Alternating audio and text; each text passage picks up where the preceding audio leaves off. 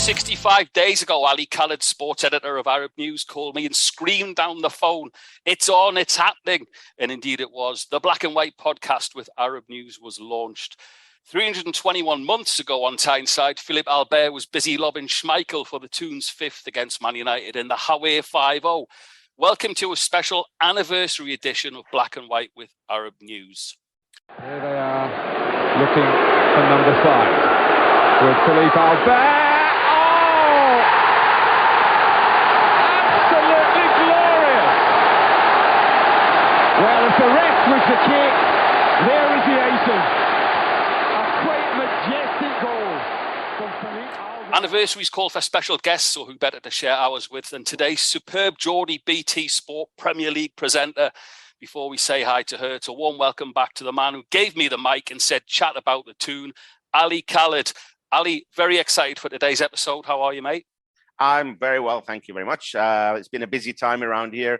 Lots of sporting events. You know, last week we were covering the basketball here in Dubai, which is a big thing, you know, and so I missed the match, actually. I missed the Newcastle match, but I have seen it since.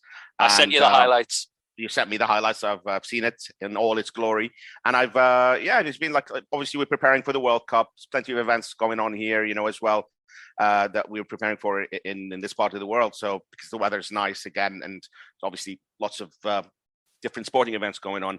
But we were focusing on the World Cup and obviously the big match on Sunday as well. Can't wait for it. Massive match. Linsey, it's exactly 26 years, give or take a few days, since we demolished Man United 5-0. I can't see the same scoreline, but are you confident of a positive result next time out? Good to talk to you both. Yes, but quietly confident, I think I would say. As you said, there were plenty of highlights from the weekend's game. So many positives to take out of that one.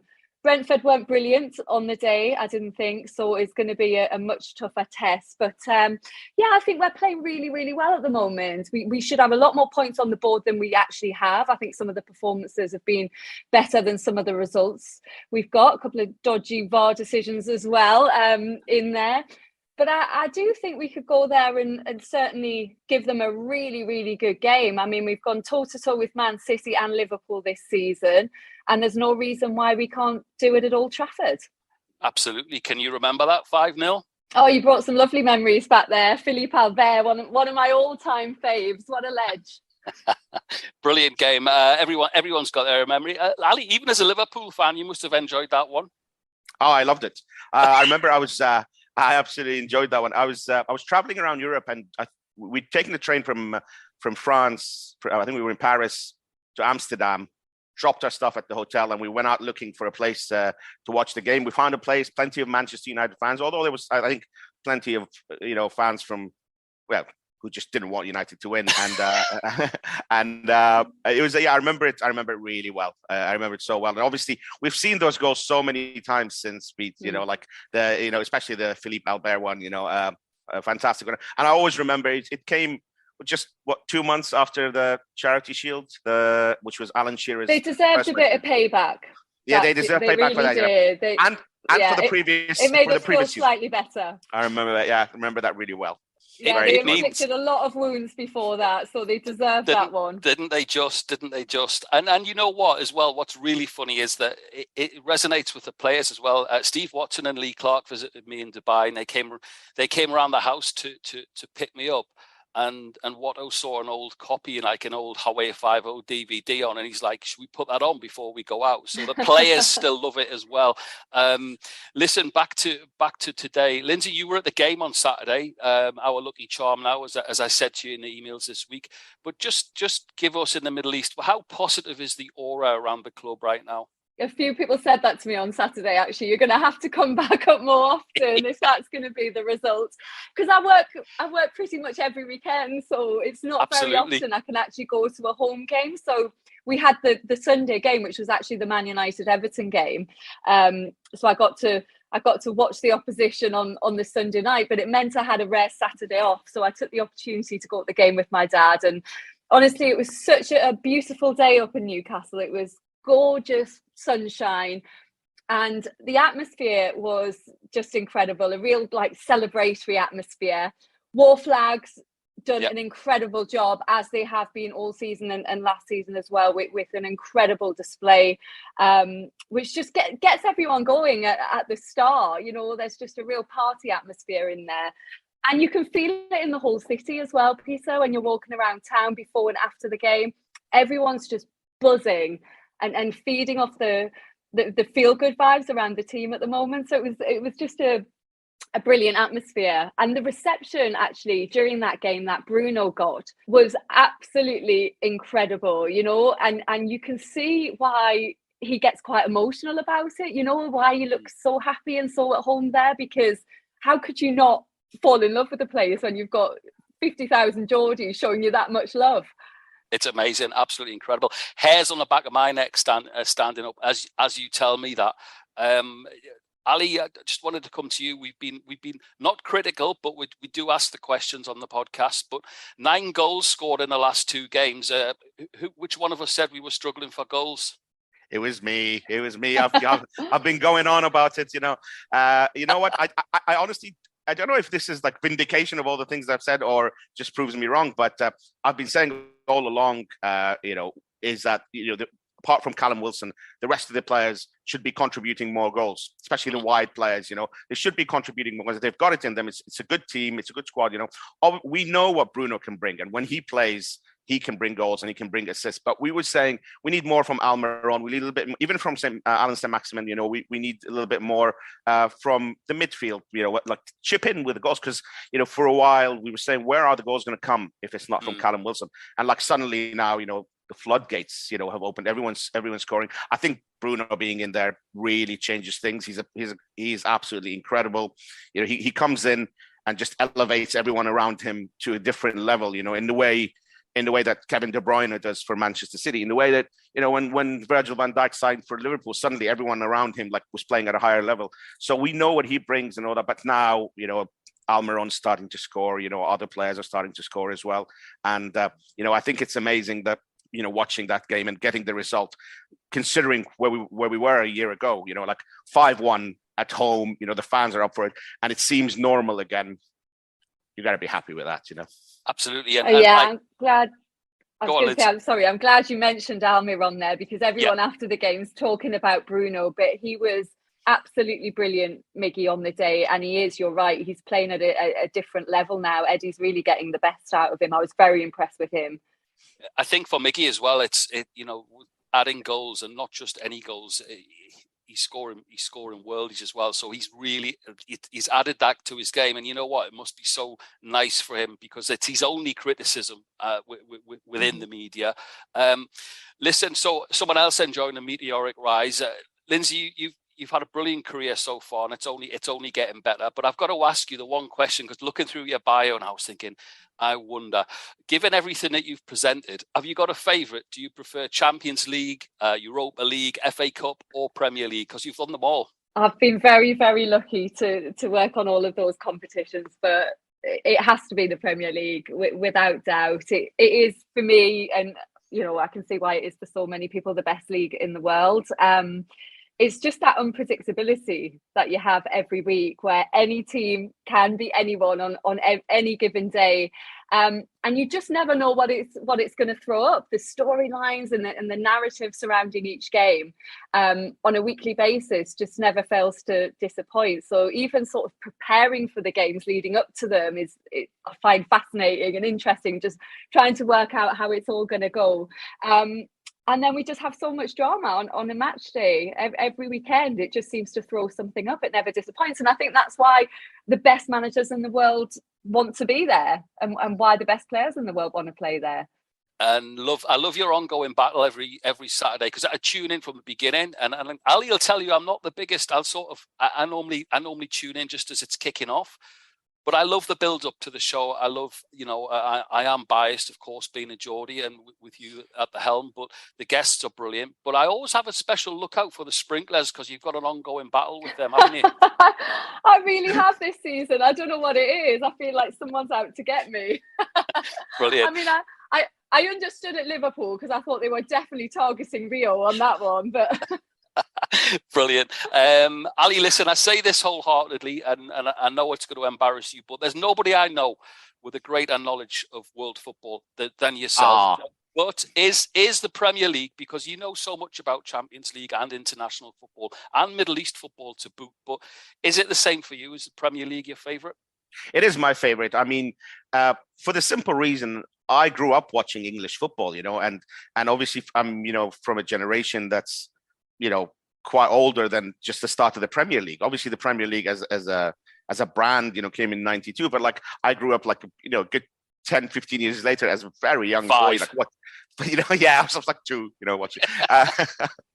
watching, watching like, the great Liverpool team, obviously, which I support, but like watching English football pre-Premier League. So, I mean, I was in love with English football then, and it's a love affair that I've carried on, I do think sometimes, when we talk about the Premier League, because I love watching Italian football and Spanish football as well, and German football, Champions League, of course.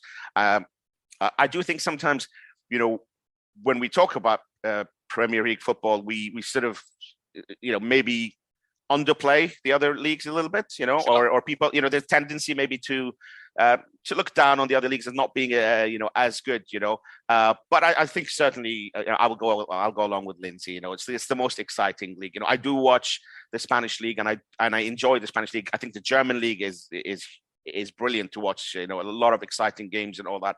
But I think the week to week, sort of drama and controversy, shall we say, in the Premier League, it's on even the bad stuff, like the VAR, like you don't get the same VAR controversies anywhere else. In England, it's just every week, So yeah, it's definitely for me the Premier League is my favorite as well. That was all supposed to stop us moaning about referees on a weekly basis and bad decisions. Yeah. Now we definitely moan even more about VAR, without a doubt. Absolutely. And the change is such that it's a funny one. I've got, so just so you know, Linsey, that when we're watching the game here, sometimes we can be a split second behind the rest of the world just through broadcast. And that affects my WhatsApp messages, because sometimes I learn from people around in the UK that we've scored beforehand. And now you've got the added pressure of, you go, yes, it's a goal. And then literally a second later, you get a WhatsApp going VAR, and so you have to sit around waiting for 2 minutes to see if it's going to be. That worked in your favour with that Brentford goal. Yes, I bet you it did. You're getting spoilers. Absolutely. Listen, Linsey, down to business. Looking ahead to Sunday's game, and this is why the top coaches, in my opinion, have the big decisions to make. And Eddie's got a big decision to make. Does he bring back Matt Targett, who I've missed? I'm a massive fan of, by the way, as a natural left back. And then he has to choose 2 centre backs from Byrne, Botman and Shaw. So or will he keep Byrne at left back? Now, I have to say, I love Big Dan Byrne. Great lad, by the way. So funny. But he didn't look too comfortable at left back at the weekend. Yeah, no, I think you're right. Actually, I think even he would admit it probably wasn't his best game. He has looked decent when he's played left back before, but he didn't look as comfortable as we know he can. I agree with you completely. I absolutely love him. I think he's been an incredible signing for us, a great move. I think he's a brilliant character, a great leader to have on the pitch. I just think for that particular game, Matt Targett probably might be a better option, just with Anthony and the form he's in and looking as dangerous as he is. Just someone who can deal with those one-on-ones a bit better and deal with that pace. So I think I would probably go with an out-and-out left back and bring Targett in for that. How do you take Botman out? I don't think you can at the moment. He just looks class. He looks composed. He looks calm. Cher's been excellent all season. So I think you've got to go with Cher and Botman and probably Targett for that one. That is quite harsh on Dan Burn, not because he's been incredible. And actually, if he did start Dan Burn, I wouldn't complain. I just think Targett might be the better option for dealing with Anthony at the moment. Nice problem to have, Ali. Well, Linsey just stole my tactical analysis, and said it much, much, much better than I was going to say. No, I was just going to say. That's why she's on Saturday, mate. You're not. That's why I'm sitting on the sofa here. No, I was actually just going to make the point about Anthony playing for United down the right wing, and I think, if Byrne doesn't feel too comfortable at left back, then, absolutely bring in back Matt Targett. Anthony has looked probably United's best player in the last few matches that he's played, cutting in and all that. So you want someone to deal with him. I'm sure Eddie Howe will have a plan of to press to defend against Anthony and Rashford as well, who's playing very well. But I was just backing up for Linsey's point. I think with Anthony there, definitely Mark Targett. Okay, the biggest thing. Go on. Sorry to interrupt. No, go on. I was going to say the biggest thing for me is getting Joelinton back in that midfield to start. I thought Longstaff, who, I don't want to be too critical, but he struggled a little bit in that game, and we missed Joelinton's intensity. And I think Man United will absolutely hate his intensity and the way he works and the way he'll press them. And I think for me, that's the one name I want to see back in that starting lineup. Totally agree. Listen, I've been wondering about putting this to you because all my Newcastle friends everyone's always asked me the same question: who's my favourite Newcastle? Who's the best player I've seen at St James's Park? I've been going since 1984, so I've seen quite a few players, including Special K, right the way up. But I'm going to say it. So I think currently Bruno is the finest I've seen in a black and white shirt. And I think that if Newcastle build a team around him, how quickly, Linsey, would you fancy the Toon to be challenging and winning something? It's a big claim, but I can't disagree with you. I mean, he's certainly right up there. And actually, it was watching him live on Saturday that just makes you realise how good he actually is. He just ran the show. He's head and shoulders above everyone on the pitch. He's just incredible on the ball, off the ball. He's a worker, and he's just so cool and calm on the ball. I think we have to build a team around him. I think there's other teams looking at him, feeling quite jealous at the moment, thinking, how on earth did we not get this guy in? How did Newcastle get him? He's that good. As far as winning something or success, I don't want to get too carried away. I'm very happy at the moment just to be building gradually the way we are.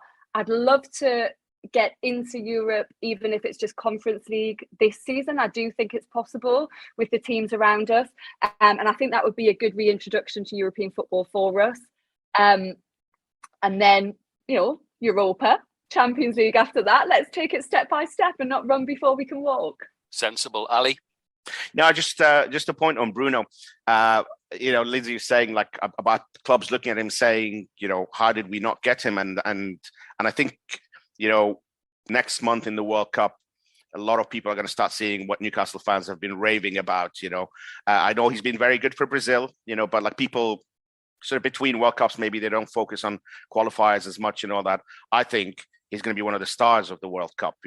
Honestly, I was lucky enough a few months back to chat to the Brazilian legend Kaká, and he was talking about who he thinks he thinks Brazil are the favorites. He thinks Brazil have the best team, and and he was talking about. Obviously, there's Neymar is the obvious one, a few others, but he mentioned Rafinha, who at the time actually hadn't joined Barcelona yet, but he also mentioned Bruno, and he was saying these new guys, have been absolutely brilliant, and Brazil have a unity and a style of play that maybe they haven't had on and off.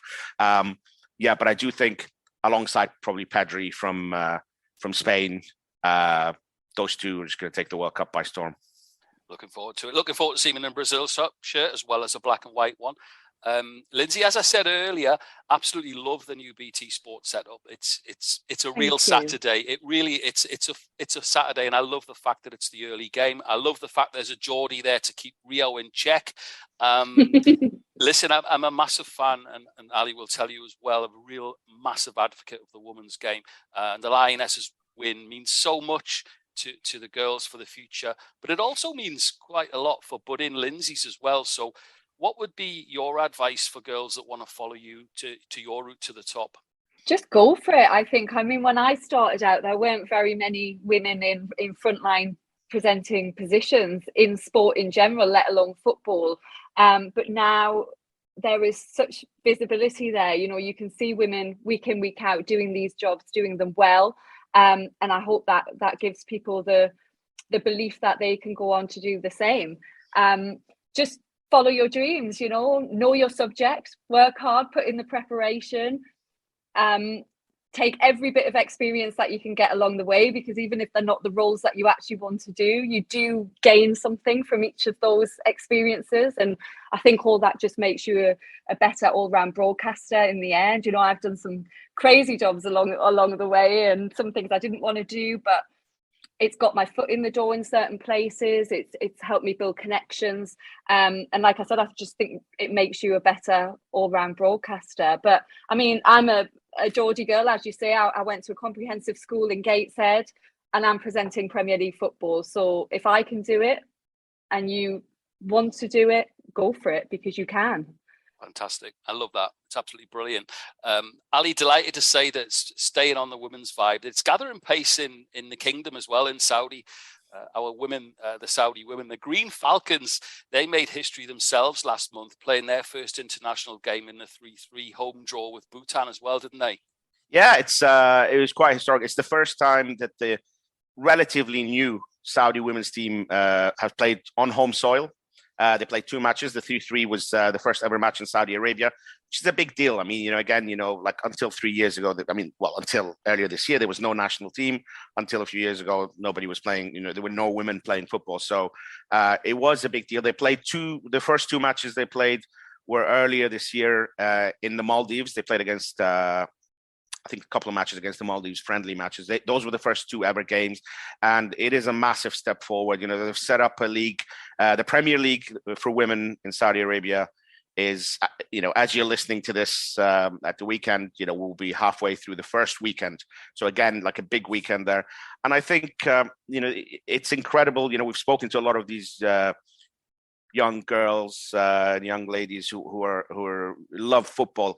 And look, regardless of where you are in the world, and listening to this and what you think of, men's football, women's football, anything. I think the fact that this is happening, is just such a massive deal, and I think everyone will back this. It's amazing to see people who love football and have had absolutely no opportunity to play it before.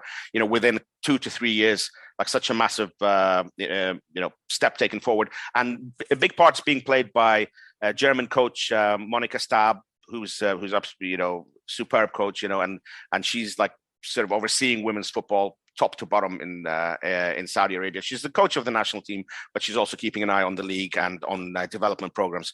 So quite positive. And I think, to have, like, again, just to repeat it, it's one of the really big positive steps, seeing, women in this part of the world, finally getting the opportunity to play football. 100%. Also, as well, it's just such a big time for the sport in the Middle East, with obviously the World Cup also. And of course, as we say, everything else that's going on in the sporting world through Saudi. So brilliant. Listen, Linsey, just because you're a Geordie and you're on BT Sport doesn't mean you escape the black and white punditry duties. So give us a score prediction for Sunday, please. I'm supposed to stay neutral, but in this case, as it's not my game this week, I've got Leicester Palace. I'm not going to go for another 5-0 demolition. I'm going to be a bit more reserved. I'm going to go 3-1 to the tune. Bruno, Miggy and Wilson on the score sheet. How are the lads? And I'll tell you what, I will be on the phone if that's the score on Sunday. Amazing stuff. Listen, absolutely brilliant. Last word, as always, AK, though. Just sum up for us what a year it's been for us personally, what a year it's been for Newcastle United, but for us on the podcast, from the moment you did pick up the phone to me and said, Redders, it's on, come on, let's do this podcast. So it's been a great 12 months for Black and White with Arab News, hasn't it? Yeah, I mean, we were ready for it, and literally a week after the takeover, or within days, we were working on this. So for our anniversary podcast, has landed, exactly with the year that Newcastle have had since the takeover. And again, those early days, you were massively optimistic, and then there was the realization that it's going to take some time. Things didn't improve straight away. We always talk about that game against Leeds. I keep talking about it. Shelby's goal, the turning point for me. Everything changed about that. I think a couple more games without wins, could have been a massively different story, but it came at the right time. They came to Saudi Arabia straight after that. There's a massive mood of positivity. You know, like we spoke to Eddie Howe. We went back, you know, that good unbeaten run with lots of wins in it, and obviously survival. You know, the signings, Bruno coming in, and you know, obviously this season, you know, they've taken it to another level. The match against Man City, I think there's been so many high points, and I've like noticed the mood in our podcast changed from like the early, you know, sort of trepidation to like, you know, the mood of positivity, you know, carried through. And I think that the Man City game just shows just how good Newcastle can be. But I'll go back to, you know, just to finish off with the, you know, quite timely, you know, what happened with Brentford. To me, that, you know, Newcastle are in the top 6, beat Brentford 5-1 at home. The fans, Linsey being there, you know, like, you know, everybody being in such a good mood.